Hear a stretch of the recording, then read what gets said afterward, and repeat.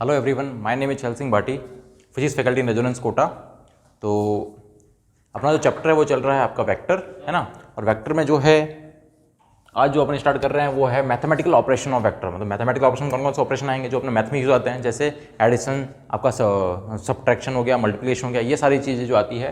तो इस लेक्चर में जो है अपन एडिशन और सब्ट्रैक्शन जो है कवर करने वाले हैं, ठीक है। तो वेक्टर जो एडिशन है उसके आपके तीन लॉज होते हैं, है ना। तीन तरीके से जो है आप वेक्टर को ऐड कर सकते हैं। फर्स्ट आपका triangle law of vector addition, second आपका पैरेललोग्राम लॉ, और थर्ड जो आएगा वो आपका polygon law of vector addition आएगा। वो क्या होते हैं, कैसे उनको ऐड करेंगे, वो सारी चीजें समझते हैं, ठीक है। तो पहला आपका जो है वो है आपका triangle law of vector addition, है ना। कि आपका ट्रायंगल लॉ जो है वो वेक्टर एडिशन क्या होता है, कैसे इसको ऐड करेंगे, दो वेक्टर्स को जो ट्रायंगल लॉ से कैसे ऐड करेंगे, वो सारी चीजें समझते हैं, ठीक है। तो स्टेटमेंट जो है वो लिखा हुआ आपका कि if two vectors are represented both in magnitude and direction by two sides of triangle taken in the same order, then the resultant of the two vectors is represented in the magnitude and direction by the third side of the triangle taken in opposite आपका order, है ना। इसमें खास चीजें क्या है, खास चीजें हैं कि अगर दो वेक्टर जो हैं वो रिप्रेजेंट कर रहे हैं किसी ट्रायंगल की दो साइड्स को, वो भी सेम ऑर्डर में, तो जो उसका रिजल्टेंट होगा वो जो ट्रायंगल की थर्ड साइड को रिप्रेजेंट करेगा और वो अपोजिट ऑर्डर में होगा। क्या कहना चाहता है, सिंपल सा देख लेते हैं अपन। तो अगर मान लेते हैं ये आपका एक वेक्टर है, ए वेक्टर, ठीक है, ये कोई ए, और ये आपका कोई बी वेक्टर है, ये बी वेक्टर है, ये ए वेक्टर है, ये आपका बी वेक्टर है। तो ये इसका मतलब ये नहीं कि इसका रिजल्टेंट जो होगा ये आपका आर वेक्टर हो जाएगा। R vector equal to A vector plus B vector, यहाँ पे ये नहीं होगा। क्यों नहीं होगा, क्योंकि ये ए और बी जो है वो दो साइड्स है ना, ए और बी जो है वो आपके दो साइड को तो शो कर रहे हैं पर सेम ऑर्डर में नहीं है। सेम ऑर्डर का मतलब जैसे इसका टेल फिर हेड, फिर इसका टेल और हेड आना चाहिए, है ना। तो ये आपके सेम ऑर्डर में नहीं है, तो सेम ऑर्डर में पहले लाना पड़ेगा, तो जो आपके थर्ड साइड है वो रिप्रेजेंट करेगी, है ना, उसके रिजल्टेंट को, और वो आपकी थर्ड साइड होगी, वो आपके अपोजिट ऑर्डर में होगी। जैसे मतलब इसको अगर करना क्या करना पड़ेगा, तो मुझे बी वेक्टर को क्या करना पड़ेगा, थोड़ा पैरेलली शिफ्ट करना पड़ेगा। और मैं किसी भी वेक्टर को जो पैरेलली शिफ्ट कर सकता हूं, तो अगर मैं इसी का अगर रिजल्टेंट निकालना चाहूं, कैसे निकालूंगा, तो ये मेरा ए वेक्टर तो ये है ही है, सेम ऑर्डर में रखना, मतलब टेल हेड, फिर आपका वापस से बी वेक्टर की टेल और हेड आना चाहिए। तो ये वाला जो है वो वेक्टर थोड़ा आगे में शिफ्ट कर दूं तो ये कुछ ऐसा हो जाएगा, क्या, ये बी वेक्टर, ए vector B vector same order में, आपका सेम ऑर्डर में, टेल हेड, ठीक है। तो ये आपका सेम ऑर्डर में हो गया। तो ये ए वेक्टर था, ये बी वेक्टर था, ये आ गया। तो थर्ड साइड जो होगी वो आपका थर्ड साइड जो होगी ट्रायंगल की, तो ये फर्स्ट साइड, ये सेकंड साइड, तो ये थर्ड साइड जो है मेरी वो रिप्रेजेंट कर रही है मेरे इसको। और ये अपोजिट ऑर्डर में देखो, टेल हेड, फिर आपका हेड टेल आ गया। तो ये आर जो रिजल्टेंट होगा मेरा, जो मेरा ए वेक्टर प्लस बी वेक्टर होगा, वो मेरा अपोजिट ऑर्डर में होगा और वो तीसरी साइड को रिप्रेजेंट करेगा। तो ये जो है आपका ट्रायंगल लॉ है। ट्रायंगल मतलब इसके तीन साइड से जो है वो, यहाँ पर ट्रायंगल में तीन साइड होती है, तीनों साइड जो है मेरे एक वेक्टर को रिप्रेजेंट कर रहे हैं, जिसमें दो जो मेरा वेक्टर्स है जिनको मुझे ऐड करना है, वो दोनों जो है मेरे ट्रायंगल के, है ना, वो साइड्स हैं, ये दोनों वो साइड्स हैं जो सेम ऑर्डर में है। तो ये सेम ऑर्डर में है ए वेक्टर एंड बी वेक्टर, और जो रिजल्टेंट आएगा वो उसका जो डायरेक्शन और होगी वो आपका अपोजिट ऑर्डर में होगी, और वो इनका रिजल्टेंट हो जाएगा A vector plus B vector, ठीक है। तो ये वाला जो है वो वेक्टर एडिशन नहीं है, ये वाला जो है triangle law of vector addition है, ठीक है। ये आपको इस तरीके से आप जो है, इस तरीके से जो है वो अपन मैं ए वेक्टर को भी इधर शिफ्ट कर सकता हूँ, इस ए वेक्टर को भी इधर शिफ्ट कर सकता हूँ, जो मेरी कम्यूटेटिव प्रॉपर्टी भी आएगी आगे, है ना। क्या मैं जो है ए प्लस बी करूँ या बी प्लस ए करूँ, दोनों की वैल्यू सेम होती है मेरी, है ना। जब प्रॉपर्टीज आएगी तो मैं ये बता दूंगा, ठीक है। तो ये होता है अपना triangle law of vector addition, ठीक है।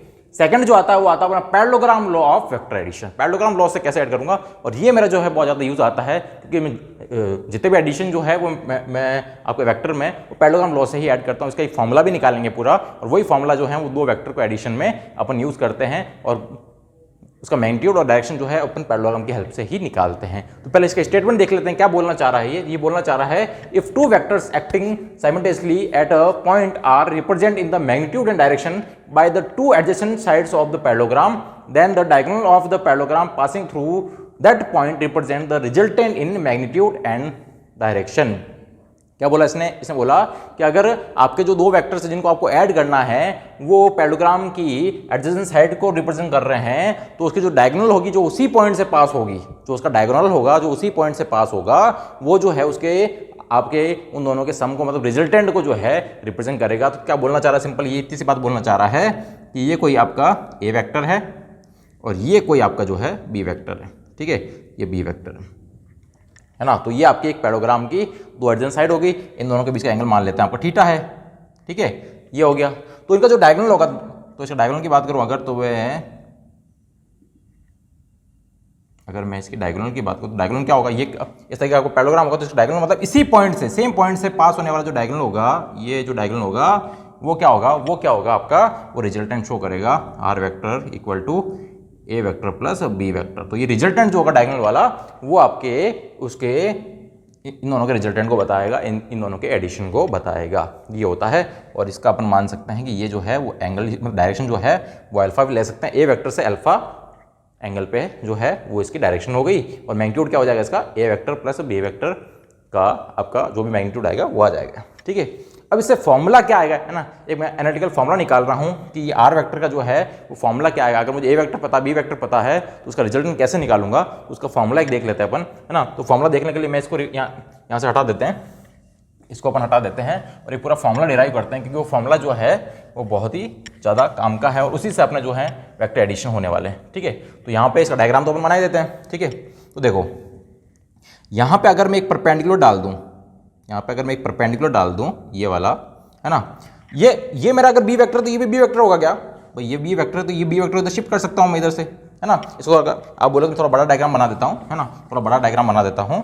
देखो ये मेरा ए वेक्टर, ठीक है, और ये मेरा जो है वो बी वेक्टर, ठीक है। तो ये बी वेक्टर में इधर भी शिफ्ट कर सकता हूँ, इसको बी वेक्टर इधर भी लिख सकता हूँ, कोई दिक्कत नहीं है इसमें भी, है ना। ये भी मेरा बी वेक्टर ही हुआ, सही है, ए वेक्टर बी वेक्टर, तो इसका मैग्नीट्यूड जो होगा वो हो जाएगा ए, इसका हो जाएगा बी, और इसका जो डायगोनल है वो ये हो जाएगा डायगोनल, है ना, जो मेरा रिजल्टेंट वेक्टर है, ठीक है। दोनों वेक्टर के बीच में एंगल अगर थीटा है तो ये जो है ये भी एंगल थीटा ही होगा भाई, ये एंगल थीटा है, ए और बी के बीच का एंगल, तो ये मेरी ए की लाइन, ये मेरी बी की लाइन, दोनों के बीच का एंगल ये भी थीटा ही रहेगा। अगर मैं यहाँ से एक परपेंडिकुलर डाल दूँ, अगर मैं परपेंडिकुलर डाल दूँ, ठीक है, ये एक परपेंडिकुलर डाल दिया मैंने इसके नीचे एकदम, ये एंगल 90 डिग्री है, ये एंगल 90 डिग्री है, ठीक है, परपेंडिकुलर ड्रॉ कर दिया, है ना। इसको कुछ नाम दे देता हूँ, इसको नाम, है ना, तो जैसे ये हो गया मेरा, इसको दे देता हूँ ओ, है ना, और ये तो ए वेक्टर है, ये तो ए वेक्टर, इसका मैग्नीट्यूड हो जाएगा, इसको मैं बोल देता हूँ ओ हो गया, पी बोल दो इसको क्यू बोल दो, इसको एम बोल दो, कोई दिक्कत नहीं, नाम देना अपन को तो, ठीक है। अब अपन क्या करते हैं, यहाँ पे ये जो ट्रायंगल है, कौन सा ट्रायंगल, ओ एम और क्यू, ओ एम क्यू कैसा एक ट्रायंगल है, एक राइट एंगल ट्रायंगल है, और राइट एंगल ट्रायंगल में अपन कौन सा उनका साइड का, है ना, साइड का रिलेशन निकालने के लिए अपन पाइथागोरस लगाते हैं। तो यहाँ पे अगर मैं पाइथागोरस लगा दूँ, है ना, अगर यहाँ मैं पाइथागोरस लगा दूँ तो क्या होगा, तो पाइथागोरस लगा देते हैं, ये लो। तो आपको पता है कि बेस का स्क्वायर प्लस परपेंडिकुलर स्क्वायर आपको क्या देगा, हाइपोटेनस का स्क्वायर देगा।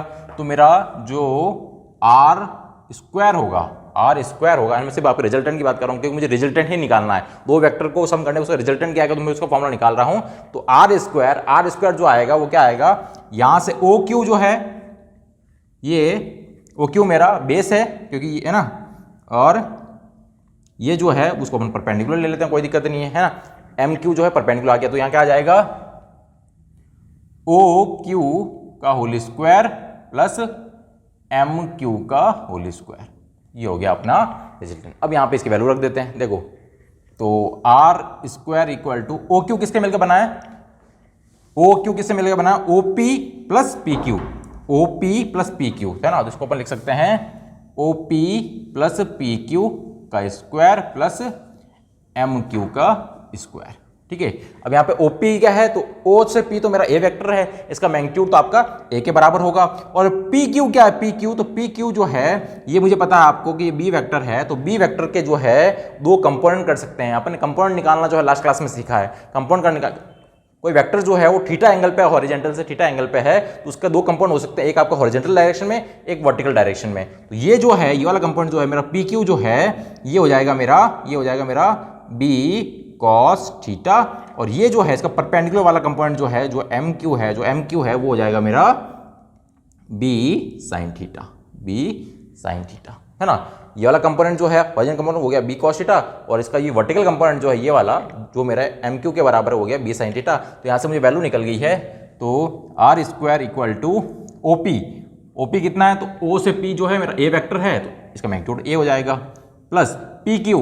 पी क्यू मतलब ये है, पी क्यू है मेरा B cos theta, B cos theta इसका whole square, plus M Q. M Q मतलब ये परपेंडिकुलर, और ये मेरा है ये इसका वर्टिकल कंपोनेंट है, बी का वर्टिकल कंपोनेंट है, तो बी साइन थीटा हो जाएगा। तो बी साइन थीटा का होल स्क्वायर, इसको खोल दीजिए, आर स्क्वायर इक्वल टू क्या हो जाएगा, ए स्क्वायर प्लस, इसको हटा दे तो कोई बात, ए प्लस बी का होल स्क्वायर खोल दो, A square plus B square cos square theta plus 2 B cos theta plus B square sine square theta, B square sine square theta लिख दिया। ठीक है, ए प्लस बी का whole square खोल दिया, A square plus B square cos square theta plus 2ab cos theta. ठीक है, अब यहाँ से देखो ये क्या है, बी कॉस स्क्वायर थीटा, ये है बी साइन स्क्वायर थीटा। अगर आप बी कॉमन ले लोगे तो क्या बनेगा, यहाँ पे क्या बनेगा, sign square theta plus cos square theta. यहाँ से यहाँ भी बी स्क्वायर, यहाँ भी बी स्क्वायर कॉमन ले लेंगे तो cos square theta plus sign square theta बनेगा, जो कि क्या होता है, 1 होता है। ये आपने ट्रिग्नोमेट्री में पढ़ा होगा, आपकी फर्स्ट आइडेंटिटी है sign square theta plus cos square theta आपका 1 होता है। तो ये और ये जो है वो आपका क्या हो जाएगा, तो आर स्क्वायर इक्वल टू ये ए स्क्वायर है, ये अगर आप ये बी स्क्वायर कॉमन लोगे तो साथ में sine square plus cos square 1 हो जाएगा, प्लस 2ab कॉस थीटा आ रहा है। ठीक है, तो ये क्या बन गया, तो ये आपका बन गया एक फॉर्मूला, और इसका अगर ये मेरा आर स्क्वायर आया, मेरा रिजल्टेंट का स्क्वायर आया, अगर मुझे रिजल्टेंट निकालना क्या आ जाएगा, अंडर रूट ऑफ, क्योंकि ये स्क्वायर है उधर जाकर रूट आ जाएगा, तो क्या आ जाएगा, A square plus B square plus 2ab cos theta. तो ये दो वेक्टर को जब आप सम करोगे, दो वेक्टर का अगर आपको रिजल्टेंट निकालना है, तो उस रिजल्टेंट का फॉर्मूला ये है, दो वेक्टर जिनके बीच का एंगल अगर थीटा है, बीच का एंगल थीटा है ना, दो वेक्टर ए और बी जिसके बीच का एंगल अगर थीटा है, तो उनका अगर रिजल्टेंट निकालना है तो दोनों वेक्टर का रिजल्टेंट क्या होगा, तो वो रिजल्टेंट आर होगा, और वो ऐसे निकलेगा कि फर्स्ट वेक्टर मतलब ए का मैग्नीट्यूड का स्क्वायर प्लस बी का मैग्नीट्यूड का square plus 2ab cos theta, या थीटा जो है वो है angle between A and B, angle between vector A and vector B. ये हो गया इनका रिजल्टेंट निकालने का फॉर्मूला, और अपन फिजिक्स में इसी फॉर्मूले से जो अपन रिजल्टेंट निकालेंगे। ठीक है, चलो एक तो ये हो गया। ठीक है, अगर बात करूं मैं, ये तो हो गई इसका रिजल्टेंट, और ये आर भी मेरा वेक्टर आएगा, आर भी मेरा जो है भाई दो वेक्टर का एडिशन वेक्टर ही आने वाला है।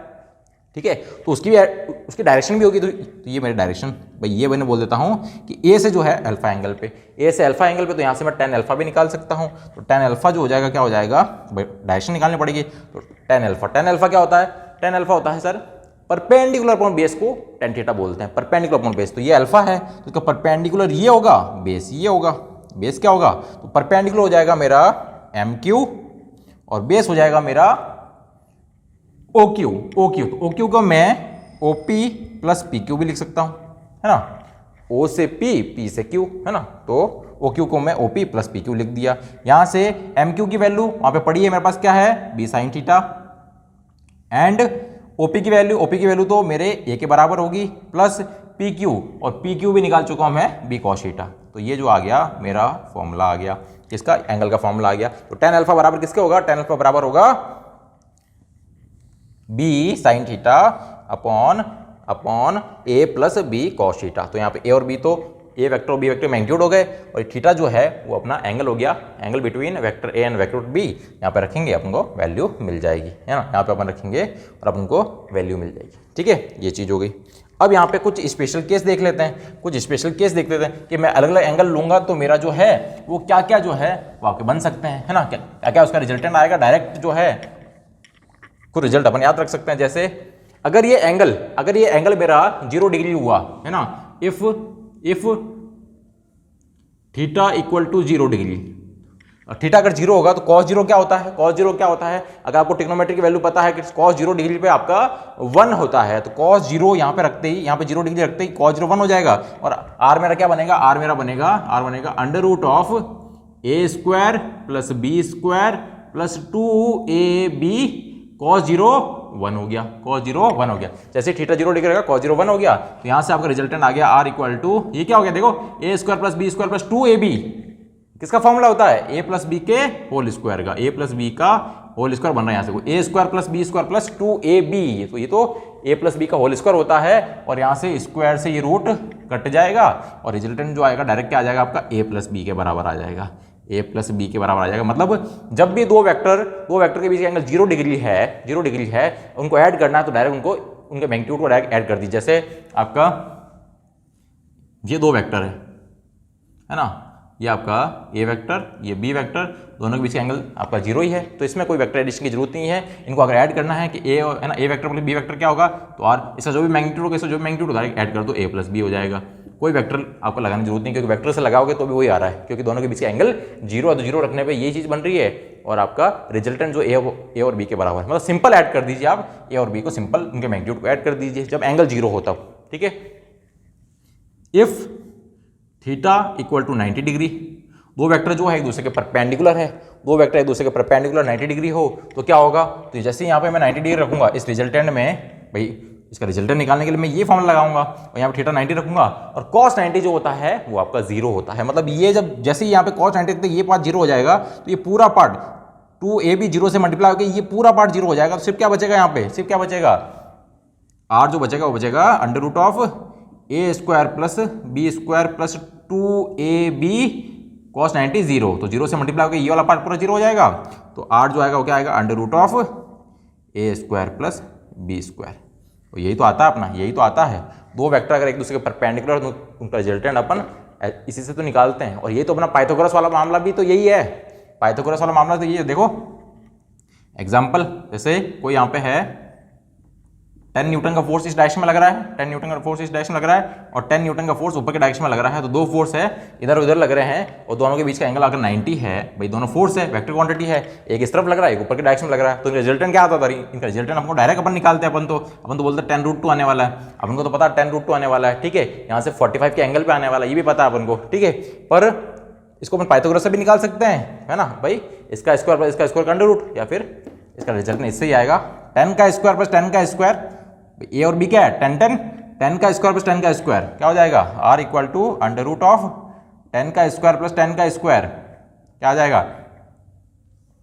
100 प्लस 100 और 100, अगर 100 कॉमन ले लूँ तो रूट से बाहर आ जाएगा, हो जाएगा √2 बचेगा अंदर। 100 कॉमन ले लूँगा तो है ना, तो 100 जो है मेरा रूट से बाहर आएगा तो 10 बचेगा और 1 और 1 2 बच जाएगा यहाँ पे। तो 10√2 ये जो है वो आ जाएगा न्यूटन में, ये इसका रिजल्टेंट वेक्टर हो गया, ठीक है। यहाँ से आप एंगल भी निकाल सकते हो, b sin 90 a plus B cos 90, क्योंकि एंगल 90 है तो यहाँ पे एंगल आपका 45, वहाँ से 45 आता है, यहाँ से आप चेक भी कर सकते हो 45 आने वाला है ना, 45 आने वाला है, आप चेक भी कर सकते हो।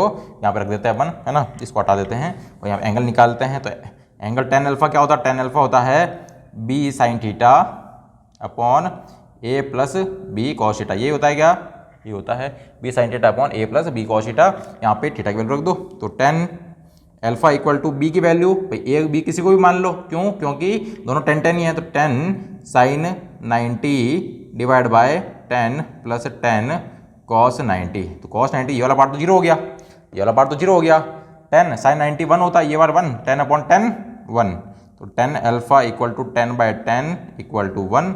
और 10 जो होता है वो 1 कब आता है, ट्रिग्नोमेट्री की टेबल देखो, tan थीटा जो है वो 45 डिग्री पे, मतलब अल्फा जो है मेरा 45 के जब बराबर होगा तब जो है मेरा 10 45 जो होता है उसकी वैल्यू 1 होती है। तो ये एंगल जो है इधर से भी 45 डिग्री है, इधर से भी 45 डिग्री है, और दोनों को पता है दोनों के बीच में है ना, दोनों का मैग्नीट्यूड बराबर तो एकदम बीच में आने वाला 45 पे, है ना। तो यार ठीक है, थर्ड केस और ले लेते हैं। एक है if theta equal to 180 degree, मतलब दोनों जो है दोनों के बीच का एंगल जो 180 मतलब दोनों एक दूसरे के अपोजिट है।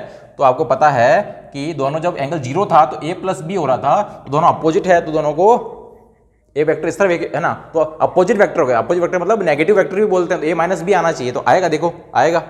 तो r equal to under root of A square plus B square plus 2ab cos 180, cos 180 की वैल्यू -1 होती है, कॉस 180 की वैल्यू सॉरी कॉस 180 की वैल्यू -1 होती है, क्या होती है -1, ठीक है। तो यहाँ -1 रख दो, तो under root of A square plus B square plus 2ab, ये -1 रखूंगा तो ये -1 आगे आके इसको माइनस कर देगा, ठीक है। अब ये क्या बन रहा है देखो, A square plus B square minus 2ab, ये किसका फॉर्मूला बन गया, तो ये फॉर्मूला बन गया आपका a माइनस बी के होल स्क्वायर का, और स्क्वायर से कट जाएगा तो रिजल्टेंट जो आएगा वो आएगा a माइनस बी। क्या आएगा, a माइनस बी। मतलब दो वेक्टर जो है, अगर a वेक्टर इस तरफ है, a वेक्टर इस तरफ है, ये a वेक्टर, ये b वेक्टर, अगर दोनों का रिजल्टेंट निकालना, दोनों को आपस में सिंपली माइनस कर दीजिए, और दोनों के है ना, दोनों सेम डायरेक्शन में तो उनका रिजल्टेंट सिंपली आप ऐड कर दीजिए। और अगर उनके बीच में कुछ एंगल है तो फिर अपन यहाँ पे एंगल वाला फॉर्मूला जो है डायरेक्ट लगा के, मतलब यहाँ पे जो भी एंगल होगा 30, 60, 45 जो है यहाँ पुट करके अपन रिजल्टेंट निकाल सकते हैं। तो ये कुछ पर्टिकुलर एंगल्स है जो क्या डायरेक्ट दे रखे होते हैं। जब दो वेक्टर 0 डिग्री मतलब सेम डायरेक्शन में है, 90 डिग्री मतलब एक दूसरे के परपेंडिकुलर है, और 180 का मतलब दोनों एक दूसरे का अपोजिट है, तो डायरेक्ट रिजल्ट जो होते हैं उनके a plus B under root of a square plus B square और r equal to a minus B direct आ जाते हैं। ठीक है, ये सिंपल चीज़ है। चलिए, हाँ जी, इसके बाद जो आता है वो आता है अपना polygon law of vector addition. क्या आता है, polygon law of vector addition. ये अपना थर्ड जो है वेक्टर लॉ का एडिशन है। वो क्या बोलता है, if the number of vectors are represent both in magnitude and direction by the sides of the polygon taken in the same order, then the resultant vector is represented both in magnitude and direction by the closing side of the polygon taken in the opposite order। क्या बोल रहा है, simple सा ये बोल रहा है कि अगर आपके जो है ना, अगर आप क्या है, नंबर ऑफ वेक्टर्स है बहुत सारे है ना, यहाँ पे अगर 1 2 3 4 है ना, इससे ज़्यादा भी हो सकते हैं, तो आपके मोर देन 2 वेक्टर्स जिनको ऐड करना है, मोर देन 2 वेक्टर्स है जिनको अगर मुझे ऐड करना है, तो क्या कर सकते हैं अपन कर सकते हैं, ये जो नंबर ऑफ वेक्टर्स है जो मैग्नीट्यूड और डायरेक्शन रिप्रेजेंट कर रहे हैं किसी वेक्टर की, तो ये जो है इन सबको जो है वो साइड्स बना सकते हैं पॉलीगन की। तो ये अगर पॉलीगन के साइड हो जाए, वो सेम ऑर्डर में होनी चाहिए। सेम ऑर्डर में अगर उनको अपन पॉलीगन के साइड बना दें, तो जो रिजल्टेंट वेक्टर होगा है ना, जो रिजल्टेंट वेक्टर होगा, जो उसके रिजल्टेंट का मैग्नीट्यूड और डायरेक्शन शो करेगा, वो होगा उस पॉलीगन की क्लोजिंग साइड, मतलब उसको क्लोज करने वाली साइड होगी, और वो अपोजिट ऑर्डर की होगी। क्या होगी, अपोजिट ऑर्डर की। जैसे अगर मैं इसी की बात करें तो ए वेक्टर है, B vector, C vector, D vector है, इन सबको अगर मुझे ऐड करना है तो क्या करूंगा, तो मैं इसको पॉलीगन साइड बना सकता हूं। जैसे ये हो गया मेरा ए वेक्टर, ये बी वेक्टर है ना, वेक्टर को चेंज नहीं करना, वेक्टर की डायरेक्शन ये है तो वेक्टर की डायरेक्शन पैरेलल कहीं भी शिफ्ट कर सकते हो, पर इसको वेक्टर चेंज नहीं होना चाहिए। वेक्टर डायरेक्शन ये है तो डायरेक्शन ये रहेगी, तो इसको ये हो गया मेरा B vector. C vector direction इस तरफ है तो सी वेक्टर इस तरफ बनाओ, ये हो गया सी वेक्टर। और आप देख रहे हो कि मैं सेम ऑर्डर बना रहा हूँ है ना, ये ए, ये बी, ये सी, सबका टेल हेड आ रहा है। ठीक है, फिर डी वेक्टर आपका इस तरफ है, डी वेक्टर आपका इस तरफ हो गया। ठीक है, तो ये मेरी क्या हो गई, एक पॉलीगन की आपकी साइड्स हो गई। तो जो आपका रिजल्टेंट होगा वो इसकी क्लोजिंग साइड होगी, तो इसको क्लोज करने वाली साइड होगी, और वो अपोजिट ऑर्डर में आ गई। देखो सबका जो है टेल हेड, अब हेड टेल आ गया। ठीक है ना, तो ये जो रिजल्टेंट होगा इनका, जो मेरा क्या होगा, A vector plus B vector plus C vector plus D vector जो होगा, वो मेरा क्या होगा, अपोजिट ऑर्डर का होगा, और वो आपका इस साइड का, मतलब इस पॉलीगन की सबसे लास्ट साइड होगी जो उसको क्लोज कर रही है। ठीक है, तो ये होगा, तो आर वेक्टर जो होगा मेरा, वो क्या हो जाएगा, A vector plus B vector plus C vector plus D vector. तो ये जो हो जाएगा, इस तरीके से जो है अपन ऐड कर सकते हैं, इस तरीके से जो है वो अपन इसको ऐड कर सकते हैं। ठीक है, ये चीज़ हो जाएगी। तो ये आपका जो है सिंपल पॉलीगन है ना, लॉ ऑफ वेक्टर एडिशन है। मोस्टली जो एडिशन जो है वो अपने फिजिक्स में अपन पैरेललोग्राम लॉ से करते हैं, तो पैरेललोग्राम वाला ज़्यादा इंपॉर्टेंट है। ठीक है, और बाकी जो अगर मोर देन 2 वेक्टर्स है, फिर अपन जो है वो अपन पॉलीगन लॉ अपन लगाते हैं। ठीक है, अगर एक और एग्जाम्पल अपन लें, तो जैसे ये कोई आपका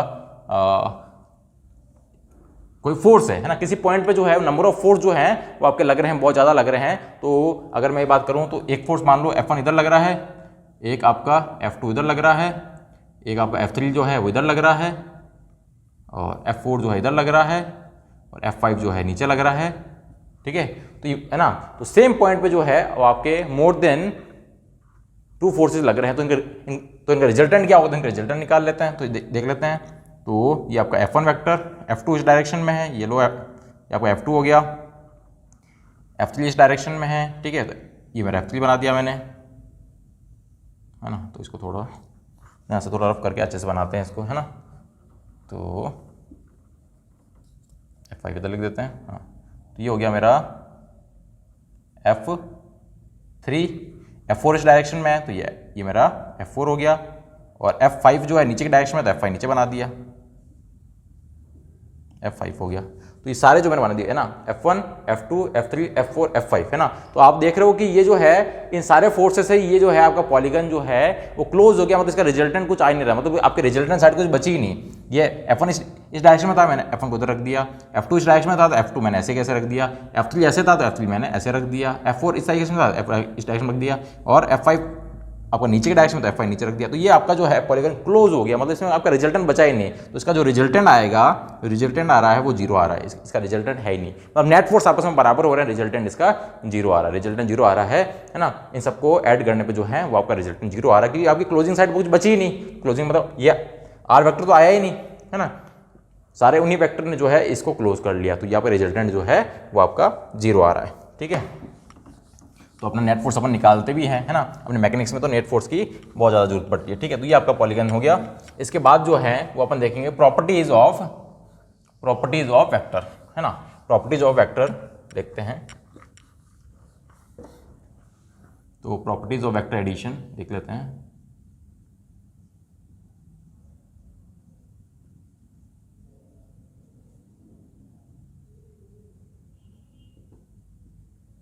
प्रॉपर्टीज ऑफ वेक्टर एडिशन क्या बोलता है प्रॉपर्टीज, तो फर्स्ट प्रॉपर्टी है आपकी है ना कम्यूटेटिव प्रॉपर्टी। ठीक है, अब कम्यूटेटिव प्रॉपर्टी क्या होती है, तो ये बोलती है कि सिंपल सा पहले लिख देता हूँ, ये होता है कि आप दो वेक्टर जो है वो अगर a प्लस बी को ऐड करो या फिर आप b प्लस ए को ऐड करो, ए वेक्टर प्लस बी वेक्टर करो या बी वेक्टर प्लस ए वेक्टर करो, दोनों का जो है रिजल्टेंट सेम आने वाला है। इसका डायग्राम बनाते हैं। ठीक है, जैसे ये मेरा है ए वेक्टर और ये मेरा बी वेक्टर, तो ये ए वेक्टर ये बी वेक्टर, इसका रिजल्टेंट क्या आएगा, ये आएगा r vector equal to A vector plus B vector, A vector plus B vector r vector आएगा। अगर मैं ऐसे ही नहीं करके है ना, ऐसे ही करूँ, अगर मैं ये मेरा बी वेक्टर है तो बी वेक्टर डायरेक्शन यही रहेगी सेम है ना, ऐसे है तो ऐसे ही रहा, और ए वेक्टर मेरा ऐसा है तो ए वेक्टर इधर लगा दो, ये लो ए वेक्टर। इस बार जो रिजल्टेंट आ रहा वो उसके डायरेक्शन में सेम, तो रिजल्टेंट यही है, रिजल्टेंट आपको सेम आ रहा है। तो रिजल्टेंट जो आ रहा है इस बार क्या आएगा, इस बार आएगा बी वेक्टर प्लस ए वेक्टर, तो बी वेक्टर प्लस ए वेक्टर दोनों में आपका सेम आएगा है ना। डायरेक्शन मैग्नीट्यूड सब कुछ सेम है, डायरेक्शन मैग्नीट्यूड सब कुछ सेम है, तो आप A vector plus B vector करो या बी वेक्टर प्लस ए वेक्टर करो, दोनों से जो है वो आपका रिजल्टेंट सेम आएगा। ठीक है, सेकंड जो आपकी प्रॉपर्टी है वो है एसोसिएटिव प्रॉपर्टी। एसोसिएटिव प्रॉपर्टी ये क्या बोलता है, ये प्रॉपर्टी बोलती है कि A plus B A vector plus B vector plus C vector कर रहे हो, या फिर आप A vector plus B plus C कर रहे हो, उससे भी आपका रिजल्टेंट जो आएगा सेम आएगा। मतलब आप a प्लस बी को ऐड करके उसमें फिर आप c ऐड कर रहे हो, या फिर आप b प्लस सी को ऐड करके उसमें a ऐड कर रहे हो, दोनों से जो है आपको रिजल्टेंट सेम मिलने वाला है। इसका भी अगर अपन डायग्राम बनाए तो डायग्राम सिंपल सा बना सकते हैं। डायग्राम क्या आ जाएगा, जैसे ये मेरा कोई a वेक्टर है, ये कोई मेरा b वेक्टर है, और ये मेरा कोई c वेक्टर है। ठीक है, a वेक्टर हो गया, b वेक्टर हो गया, c वेक्टर हो गया, तो ये क्या होगा, ये ए वेक्टर बी वेक्टर, तो ये दोनों का रिजल्टेंट हो गया। जो अपोजिट ऑर्डर में ट्रायंगल लो, ए वेक्टर बी वेक्टर, तो इनका रिजल्टेंट हो गया जो अपोजिट ऑर्डर में है, तो ये क्या हो जाएगा A vector plus B vector. तो ये वाला यहां से यहां तक का जो वेक्टर वो क्या हो गया ए वेक्टर प्लस बी वेक्टर, और ये सी वेक्टर, तो ये क्या आएगा, ये आएगा क्या ए प्लस बी, जो मेरी ये साइड है यहां से यहां तक की साइड ए प्लस बी वेक्टर, और ये सी प्लस सी वेक्टर। तो ये जो रिजल्टेंट आया वो क्या आया ए प्लस बी, फिर बाद में फिर अपने सी किया, तो ये है A plus B vector plus C vector, तो ये जो रिजल्टेंट आएगा अपोजिट वाला वो ये आ जाएगा। या फिर मैं ऐसे भी कर सकता हूं, ये लाइन जोड़ दो, तो ये क्या होगा, ये देखो ये बी वेक्टर ये सी वेक्टर सेम ऑर्डर में है, तो ये अपोजिट ऑर्डर वाली ये साइड होगी, वो कौन सी होगी B vector plus C vector, B vector ना B vector plus C vector. तो अगर सेम रिजल्टेंट आना चाहिए, मतलब ये रिजल्टेंट आना चाहिए, तो आप देख लो ये ए वेक्टर प्लस ये ए वेक्टर और फिर ये साइड। ठीक है, तो ये क्या रहा अपना ए वेक्टर, ये हो गया ए वेक्टर, और ये अपना बी प्लस सी वेक्टर, तो B plus C vector, B plus C vector. तो ये देख लो A plus B plus C vector equal to A vector plus B plus C vector दोनों सेम आ रहा है, क्योंकि दोनों का रिजल्टेंट यही आ रहा है, दोनों का रिजल्टेंट यही आ रहा है। तो ये आपकी जो है वो क्या है, एसोसिएट प्रॉपर्टी, मतलब आपके जो वेक्टर है ना, वेक्टर का जो एडिशन है वो आपके एसोसिएटिव प्रॉपर्टी को जो है वो आपको फॉलो करता है, कम्यूटेटिव प्रॉपर्टी को भी आपके फॉलो करते हैं। तो ये इसकी दो जो है वो आपकी प्रॉपर्टीज हो गई। ठीक है, चलिए फिर आगे जो है वो आता अपना नेक्स्ट, वो है वो वेक्टर को आप जो है सब्ट्रैक्ट कैसे करोगे, तो आता है सब्ट्रैक्शन ऑफ वेक्टर्स। तो दो वेक्टर को अगर आपको सब्ट्रैक्ट करना है तो वो कैसे करेंगे वो देखते हैं। तो उसको वेक्टर एडिशन से कर लेंगे। देखो कैसे, अगर मेरे पास दो वेक्टर है, ए वेक्टर एंड बी वेक्टर, ठीक है, मान लेते हैं ये आपका ए वेक्टर हो गया और ऊपर के डायरेक्शन में जो है ये होगा बी वेक्टर हो गया। ठीक है, ये वेक्टर ये बी वेक्टर, ठीक है, दोनों के बीच का एंगल अपन थीटा मान लेते, कोई दिक्कत नहीं है, थीटा हो। इन दोनों को मुझे क्या करना, माइनस करना है, इन दोनों को माइनस करना है। तो यार देखो वो चीज़ों को माइनस करना है, ए वेक्टर माइनस बी वेक्टर करना है, तो इसको मैं ये भी लिख सकता हूँ क्या, A vector plus minus of B vector, same ही तो है। इसको ये लिखूं या ये लिखूं, मतलब क्या कर रहा हूं मैं, ए और बी को ऐड कर रहा हूं और बी भी कौन सा, बी का नेगेटिव को ऐड कर रहा हूं, मतलब मैं ए और बी को सिंपल ऐड ही करूंगा, पर यहां पे मैं बी वेक्टर की जगह बी का नेगेटिव वेक्टर ले लूंगा। और नेगेटिव वेक्टर सिंपल क्या होता है, नेगेटिव वेक्टर आपका वेक्टर होता है जिसकी सिर्फ डायरेक्शन अपोजिट होती है। बी की डायरेक्शन इस तरफ है तो जो उसका नेगेटिव होगा उसकी डायरेक्शन क्या होगी, उसके नेगेटिव की डायरेक्शन ये हो जाएगी, ये माइनस बी वेक्टर हो गया और ये वेक्टर हो गया। वैसे डायरेक्शन अपोजिट जो होती है वही आपका नेगेटिव वेक्टर होता है। नेगेटिव वेक्टर क्या होता है, नेगेटिव वेक्टर को अपन अपोजिट वेक्टर भी तो बोलते हैं, मतलब मैग्नीट्यूड में इक्वल बस डायरेक्शन में अपोजिट होता है। तो ये डायरेक्शन अपोजिट ले लो तो ये माइनस बी वेक्टर बन जाएगा। ठीक है, ये एंगल कितना हो गया, ये थीटा है तो 180 माइनस थीटा, ये 180 माइनस थीटा। अब इन दोनों को मुझे ऐड करना है, तो ऐड में आप सिंपली देखो, अभी सेम ऑर्डर में नहीं तो ऐसे में ऐड नहीं कर सकता, तो मुझे क्या करना पड़ेगा, मुझे क्या करना, इस बी को इधर शिफ्ट करना पड़ेगा, इस बी को इधर शिफ्ट करना पड़ेगा। तो बी को इधर शिफ्ट कर दूं क्या, बी को तो है ना, तो बी को इधर शिफ्ट कर देता हूं अगर मैं, तो ये हो जाएगा मेरा माइनस बी वेक्टर, ए वेक्टर माइनस बी वेक्टर। अब दोनों सेम ऑर्डर में हो गए, ये इधर और इधर सेम ऑर्डर में हो गए, सेम ऑर्डर में हो गए। तो उनका जो रिजल्टेंट आएगा वो ये आएगा, आर वेक्टर, वो क्या आएगा, A vector plus minus of B vector, जिसको अपन A vector minus B vector भी लिख सकते हैं। तो इस तरीके से जो है अपन एडिशन की हेल्प से जो है दो वेक्टर को सब्ट्रैक्ट कर लेंगे, एडिशन की हेल्प से जो है दो वेक्टर को सब्ट्रैक्ट कर लेंगे। ठीक है, जैसे इसका एक प्यारा सा एग्जांपल लेते हैं, प्यारा सा एग्जांपल लेते हैं। एग्जांपल है अपना, है ना, ये कोई बॉडी है, ठीक है, वो 10 मीटर पर सेकेंड जा रही, इस डायरेक्शन में गई पहले। ठीक है, फिर जो है उसको पता नहीं क्या हुआ, अचानक से वो उसने ऊपर टर्न ले लिया 10 मीटर पर सेकेंड, फिर जो है पहले गई इस डायरेक्शन में, फिर चली गई नॉर्थ डायरेक्शन में, है ना। 10 मीटर पर सेकंड की स्पीड से गई इस डायरेक्शन में और फिर चली गई आपकी नॉर्थ डायरेक्शन में। और ये सब जो है वो आपका हुआ है 10 सेकंड के अंदर। जो टाइम जो है वो आपके पास है 10 सेकंड, 10 सेकंड में ये सब कुछ हुआ है ना। ऐसे जाके ऊपर की तरफ, मतलब इसने एक राइट टर्न ले लिया, सॉरी आपका लेफ्ट टर्न ले लिया और इस तरफ मुड़ गई। ठीक है, तो नॉर्थ की चली गई। तो पूछा है कि 10 सेकंड में एक्सेलरेशन कितना है, इसका इस बॉडी का एक्सेलरेशन कितना है। आपको पता है एक्सेलरेशन क्या होता है, एक्सेलरेशन होता है rate of change of velocity, rate of change मतलब क्या होता है, v2 minus v1, v2 vector minus v1 vector upon time. ये तो होगा v2 माइनस v1 ही तो है रेट ऑफ चेंज, मतलब आपका टाइम लगाते में रेट आ गया और v2 माइनस v1 क्या है, चेंज इन वेलोसिटी। तो ये चेंज इन वेलोसिटी और जितने टाइम में हुई है तो ये हो जाएगा rate of change of velocity, वो आपका एक्सेलरेशन हो गया। तो अगर ये इस पॉइंट की बात करूं तो इसमें आपका जो है वो 10 मीटर आगे के डायरेक्शन में, 10 मीटर ऊपर के डायरेक्शन में, है ना।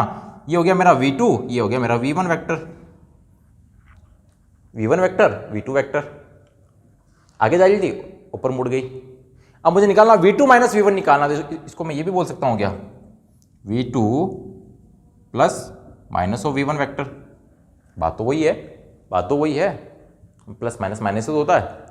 यहां पे मतलब क्या लेना, मुझे v1 वेक्टर का नेगेटिव लेना है, v1 वेक्टर का नेगेटिव लेना है। v1 वेक्टर का नेगेटिव क्या होगा, तो नेगेटिव होगा मतलब मैग्नीट्यूड में इक्वल डायरेक्शन में अपोजिट, मतलब इसको उल्टा करना पड़ेगा। तो इसको उल्टा कर देते हैं, इसको v1 वेक्टर को उल्टा कर देते हैं, v1 को उल्टा करूंगा मतलब ये बन जाएगा, तो v1 इस तरफ हो जाएगा, ये होगा minus v1 vector, magnitude same रहेगा 10 मीटर पर सेकेंड। बस ए वेक्टर इस तरफ है, ए वेक्टर इस तरफ है, तो इसका रिजल्टेंट क्या आएगा, इसका रिजल्टेंट इधर आएगा। ये भी 10 है, ये भी 10 है, तो ये 10√2 आएगा, 10√2 आएगा।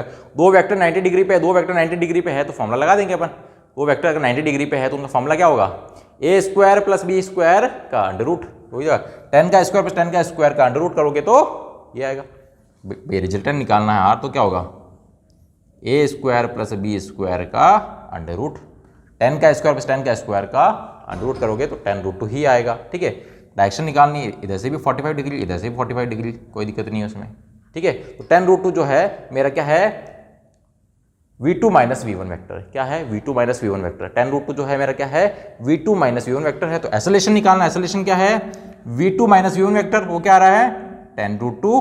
और टाइम कितना, टाइम है 10 सेकेंड, 10 से 10 कट गया, क्या आ रहा है √2 मीटर पर सेकेंड स्क्वायर। ये आ गया अपना एसोलेशन, ये आ गया अपना एसोलेशन। हाँ, तो नेक्स्ट है अपना algebraic form of addition and subtraction. क्या है algebraic form of addition subtraction, ये क्या है, तो अगर मान लो कोई सी वेक्टर जो है वो आपके ए वेक्टर और बी वेक्टर का सम है ना, सी वेक्टर जो है वो ए वेक्टर एंड बी वेक्टर का सम है, तो इसको मैं लिख सकता हूँ कि ए वेक्टर को मैं ये भी लिख सकता हूँ, ए वेक्टर को ये लिख सकता हूँ, अगर मैं उसको आई कैप, जे कैप और के कैप, लेकिन अगर लिखना चाहूँ क्या हो जाएगा, ए एक्स आई कैप प्लस ए वाई जे कैप प्लस ए जेड के कैप, है ना। ये किसी ए वेक्टर का जो है रिप्रेजेंट हो गया आपका एक्स वाई जेड डायरेक्शन में, है ना। आपके ऑर्थोगोनल यूनिट वेक्टर जो है उससे मैंने इसकी डायरेक्शन रिप्रेजेंट कर दी। और प्लस बी वेक्टर जो, इसको मैं भी लिख सकता हूँ बी एक्स आई कैप प्लस बी वाई जे कैप प्लस बी जेड के कैप।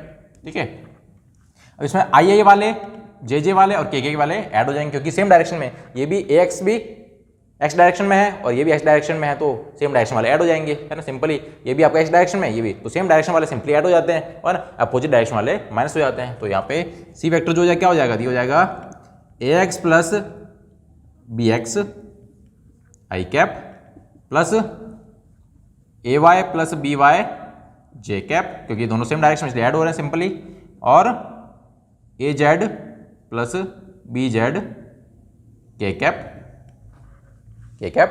तो इसको भी लिख सकते हो, सी वेक्टर जो हो जाएगा वो जाएगा, इसको बोल सकते हो सी एक्स आई कैप प्लस सी वाई जे कैप प्लस सी जेड के कैप। तो ये जो मेरा आपका सी वेक्टर आ गया, इसमें सी एक्स की वैल्यू क्या है, ए एक्स प्लस बी एक्स, सी वाई की वैल्यू क्या है, ए वाई प्लस बी वाई, सी जेड की वैल्यू क्या है, ए जेड प्लस बी जेड। ये सिंपल सा अपना आ गया। जैसे इसका कोई एग्जाम्पल से अपने सिंपल सा एग्जाम्पल लें तो क्या हो जाएगा, जैसे एग्जाम्पल है ना, एग्जाम्पल ये लेते हैं, यहाँ पर हम सब्ट्रैक्शन बता देंगे। ठीक है, एग्जाम्पल यहीं पे ले लेते हैं इसका एडिशन का। जैसे दो वेक्टर है, ए वेक्टर इक्वल टू ले लेते हैं 2 आई कैप प्लस 3 जे कैप प्लस 4 के कैप, और बी वेक्टर जो है वो है आपका 3 आई कैप माइनस 2 जे कैप प्लस 4 के कैप, है ना।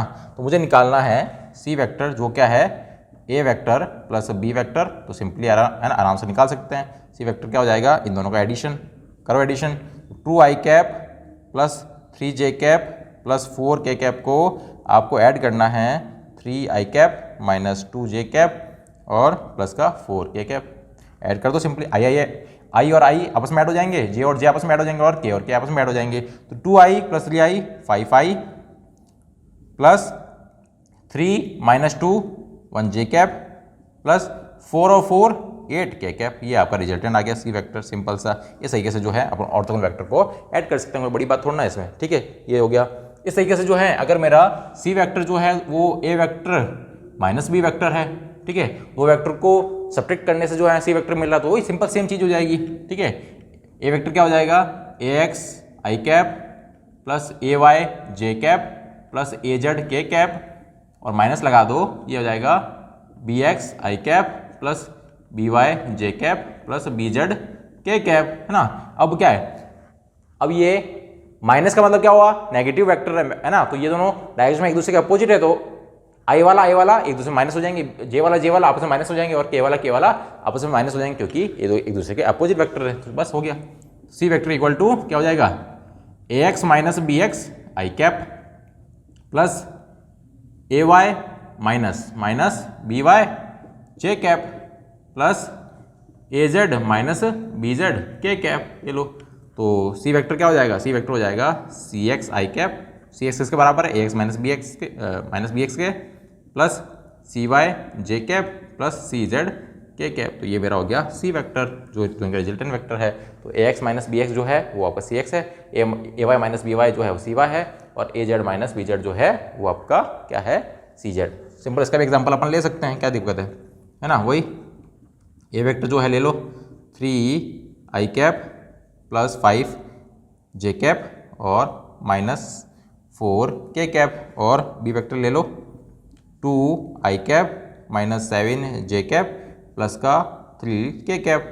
क्या करना आपको, सी वेक्टर जो है वो है ए वेक्टर माइनस बी वेक्टर, तो कर दीजिए क्या है, ए वेक्टर क्या है, ये रहा 3i कैप प्लस 5 जे कैप -4 के कैप, और माइनस ऑफ बी वेक्टर, तो बी वेक्टर क्या है 2i कैप -7 जे कैप प्लस 3 के कैप। बस इनको माइनस कर दीजिए आपस में, तो 3 - 2 1i cap, 5 minus minus plus हो जाएगा, ये है ना, ये 7 जो है माइनस प्लस हो जाएगा, तो 7 + 5 प्लस का 12 जे कैप आ जाएगा, और ये माइनस का 4 और ये माइनस का 3, तो माइनस का 4 माइनस का 3 माइनस का 7 के कैप हो जाएगा। बस सिंपल क्या है, सिंपल प्लस माइनस से तो करना है, तो कर लेंगे आराम से, ठीक है। तो ये हो जाएगा अपना algebraic form of addition and subtraction, है ना। तो इसके बाद अगर अपना टॉपिक आता है वो है कि अगर मैं किसी वेक्टर को एक स्केलर से मल्टीप्लाई करूं, स्केलर से मल्टीप्लाई करूं तो क्या होता है, तो स्केलर से मल्टीप्लाई सिंपल जो है अपन किसी वेक्टर को करते हैं तो वो क्या होगा, तो उसका मैग्नीट्यूड बढ़ जाता है, और क्या होता है, जैसे कोई वेक्टर है, ए वेक्टर इक्वल टू है ax i cap plus a y j cap plus a z k cap, है ना। और इसको जो है मैं किसी स्केलर से मल्टीप्लाई, मतलब किसी k से मल्टीप्लाई कर रहा हूँ, है ना।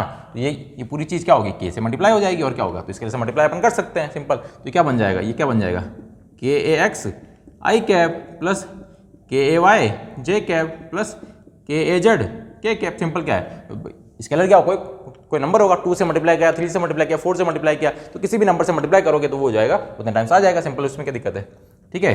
तो ये चीज़ हो जाएगी। जैसे इसके अपने एग्जांपल भी होता है, जैसे आपका फोर्स वेक्टर जो होता है वो क्या होता है, एम ए वेक्टर, फोर्स जो होता है वो क्या होता है, m a mass into acceleration. तो यहाँ पे एक्सेलरेशन भी वेक्टर है, फोर्स भी वेक्टर है। ये फोर्स कैसे मिला, मैंने एक्सेलरेशन वेक्टर को, जो ये वेक्टर है उसको एक स्केलर से मल्टीप्लाई किया, वो स्केलर है मेरा मास एक स्केलर क्वांटिटी है, तो उससे मुझे एक जो रिजल्टेंट मिला, जो उनका रिजल्टेंट है वो फोर्स, वो एक वेक्टर क्वांटिटी मिली। ऐसे ही जो आपको मोमेंटम होता है ना, वो क्या होता है, मास इंटू वेलोसिटी वेक्टर। तो यहाँ पे मैंने एक वेक्टर को, जो वेलोसिटी वेक्टर है उसको एक स्केलर से मल्टीप्लाई किया, कौन है स्केलर, या मास है, मास को मल्टीप्लाई करने से मुझे जो वेक्टर मिला वो है मोमेंटम वेक्टर, तो ये मोमेंटम मिला, ठीक है।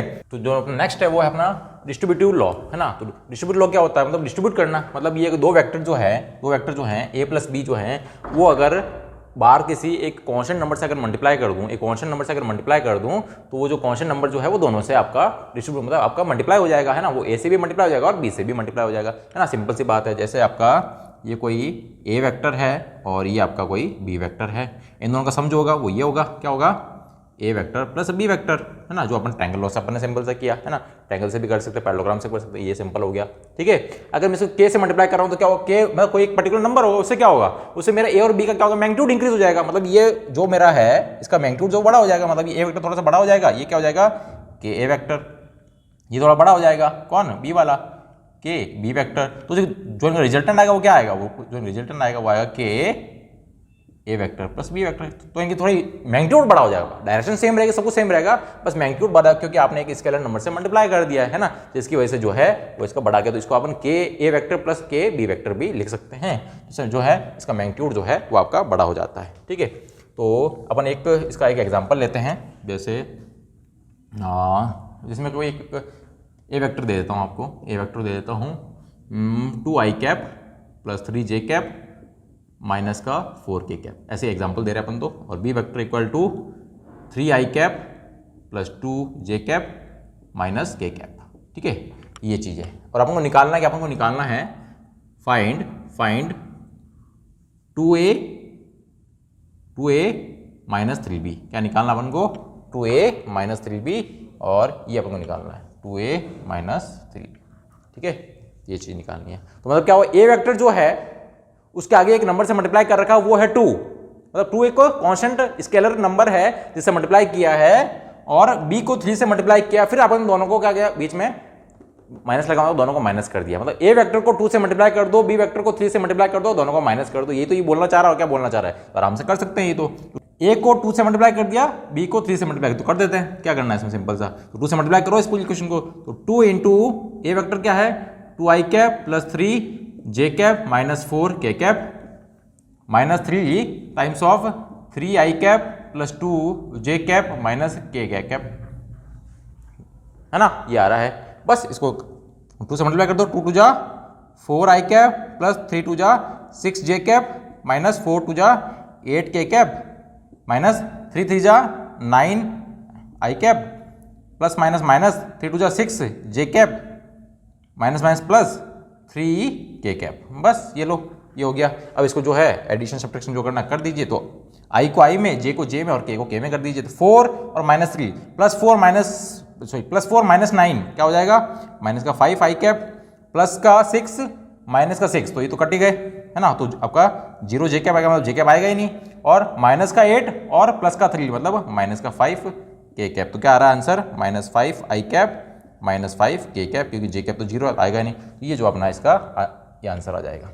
ठीक है, इस तरीके से जो है अगर यहाँ पे आपको कोई भी स्केलर नंबर से मल्टीप्लाई करके दे दे तो उसको कोई मतलब नहीं, अपन को सिंपल जो मेथड है वही करना है। स्केलर से मल्टीप्लाई किया तो उस पूरे ए वेक्टर को, क्योंकि ए वेक्टर आगे लगाया तो इस पूरे ए वेक्टर को जो है उस नंबर से मल्टीप्लाई कर दो, बी के आगे लगाओ तो इस पूरे बी वेक्टर को जो इस नंबर से मल्टीप्लाई कर दो, और सिंपल अगर बीच में प्लस है तो प्लस करो, माइनस में माइनस करो, सिंपल ये चीज़ करनी है। ठीक है, तो ये इस तरीके से जो है वो आपके वेक्टर में ये लास्ट आपका ही था। उसके बाद जो है अपन पढ़ेंगे मल्टीप्लिकेशन ऑफ वेक्टर्स।